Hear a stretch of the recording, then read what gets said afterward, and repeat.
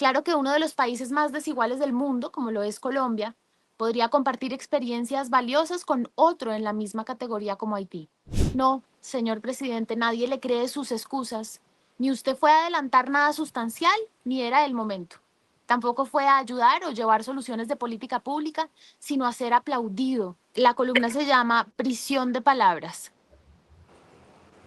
Tal vez no habíamos presenciado un episodio que pusiera en primera plana con tanta nitidez la prisión discursiva que paga el gobierno del presidente Gustavo Petro como su viaje a Haití en plena crisis humanitaria y de orden público en el Catatumbo. Tras las críticas, el presidente salió muy pronto a desplegar otra de sus disertaciones con las que cree que puede defender cualquier cosa. Puso de presente que el país caribeño fue fundamental en la gesta por la independencia de Simón Bolívar y que solo fue a lograr la bobadita de construir humanidad. Se jactó de que no viajó a Davos, pero sí a Haití, porque está con los pobres del mundo y creyó que convencía a incautos al argumentar que ese país es importante porque el narcotráfico que nos tiene sumidos en violencia también pasa por allá. Lo cierto es que los aportes de Haití sí fueron importantes para la campaña libertadora. En un momento decisivo, Bolívar recibió del presidente Petión armamento, tropas y un refugio seguro mientras planeaba una nueva arremetida libertadora. También lo es que el 17 de febrero de 1978 los estados colombiano y haitiano suscribieron el Tratado Liébano-Brutus, mediante el cual se trazó la frontera marítima entre ambos países. Sin embargo, ninguno de esos antecedentes justifica un viaje populista y costoso. Claro que uno de los países más desiguales del mundo, como lo es Colombia, podría compartir experiencias valiosas con otro en la misma categoría como Haití.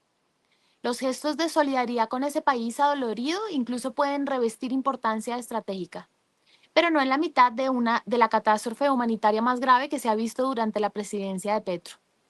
Ya son miles de personas, incluyendo niños y mujeres embarazadas, hacinadas en un estadio, un suceso que empuja el desplazamiento forzado de más de 30.000 seres humanos, como lo certificó la Defensoría del Pueblo.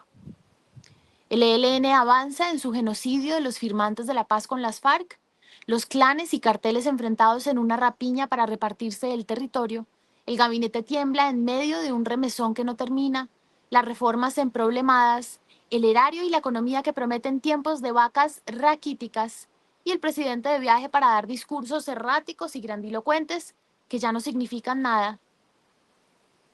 No, señor presidente, nadie le cree sus excusas. Ni usted fue a adelantar nada sustancial, ni era el momento.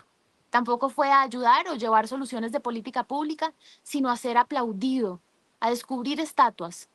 Tan insulsa resultó la visita que en Haití también se quejaron.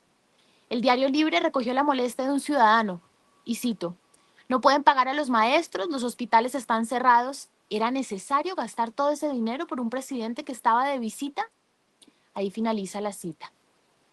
Se refieren a los supuestos 3,8 millones de dólares invertidos para ampliar la pista en la que aterrizó Petro y a otros gastos cosméticos.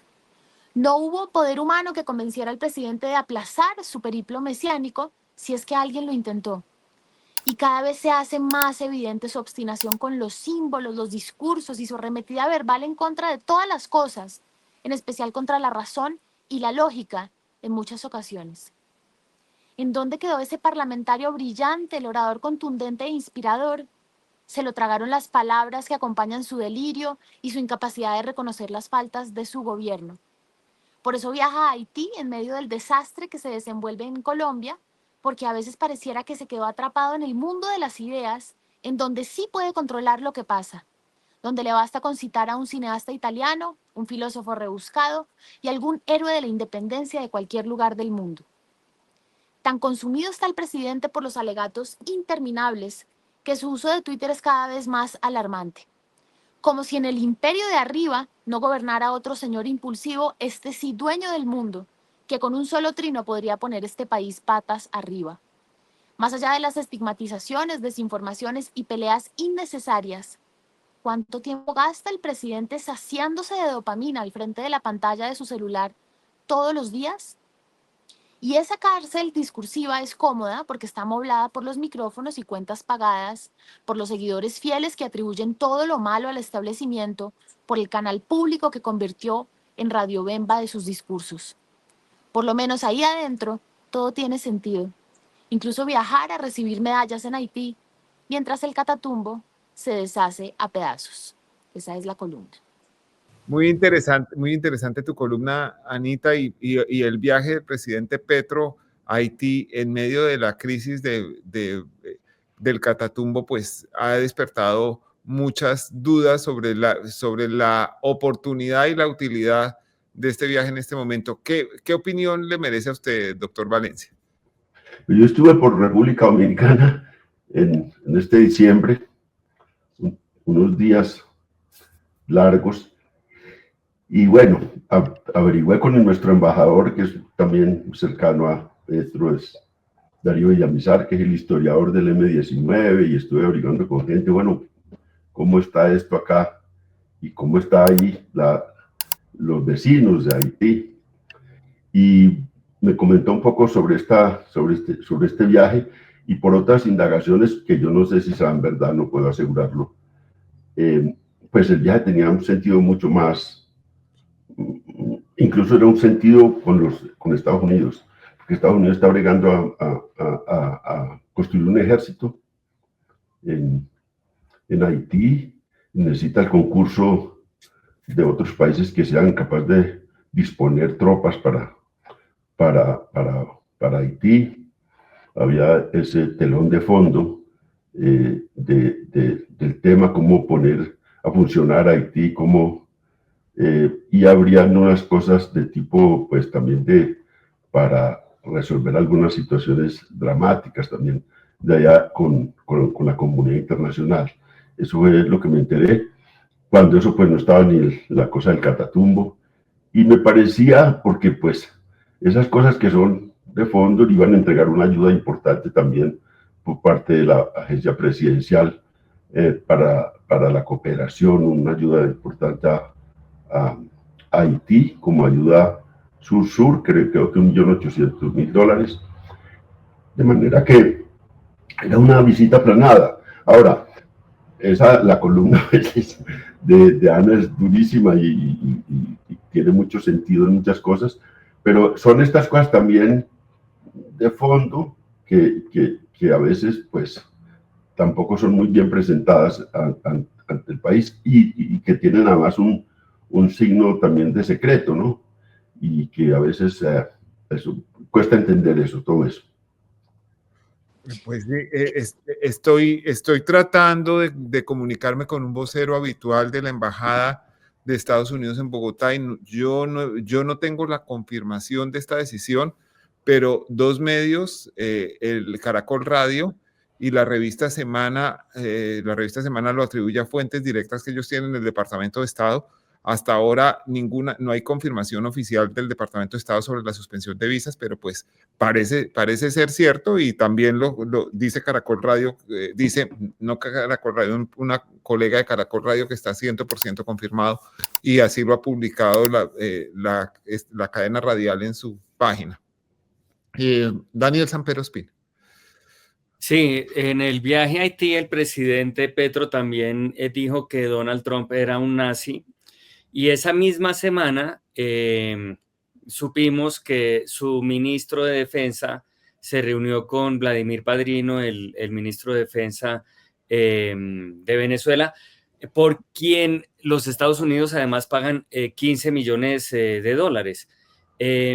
También esta semana, creo que esto fue ayer o antier, vimos un trino muy metafórico del presidente Petro en el que hablaba del martillo y el yunque o algo semejante, como digamos que saludando el trabajo en equipo que debe hacer el gobierno de Colombia con el de Venezuela.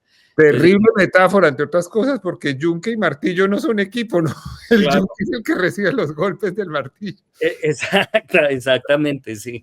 Entonces, digamos que es evidente que hay, digamos que un trato mucho más diplomático, con más tacto frente a Venezuela que frente a los mismos Estados Unidos. Yo quería preguntarle a usted, primero, ¿qué opina en general de esa situación que se está dando?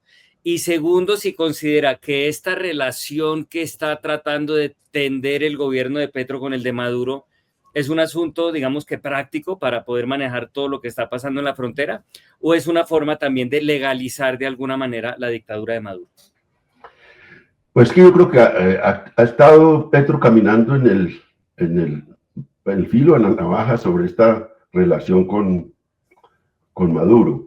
Cuando se produjeron las presidenciales, las elecciones y hubo el resultado que hubo, pues Petro se fue para París. Creo que se escondió debajo de un puente, creo, porque nadie lo encontró para hacerle una pregunta sobre el triunfo de Maduro o sobre el triunfo de Edmundo González. Entonces, y ha estado, eludió hasta el último momento qué haría frente a la posesión, y encontró un camino que era no ir y enviar una delegación a Venezuela. Siempre está ahí en una situación muy difícil porque lo que está mostrando esta imagen que se produjo en la posesión de Maduro, que eran Maduro, Díaz-Canel y Ortega, es una fractura total de la izquierda latinoamericana. Por el otro lado está Lula, por el otro lado está Sheinbaum, por el otro está Boric, por el otro lado está presidente elegido uruguayo, y por el otro lado está en una situación de duda muy grande Petro, porque Petro necesita, y lo vimos, la cosa hubiera sido incluso distinta si hubiera roto relaciones a lo que hubiera ocurrido estos días en la frontera.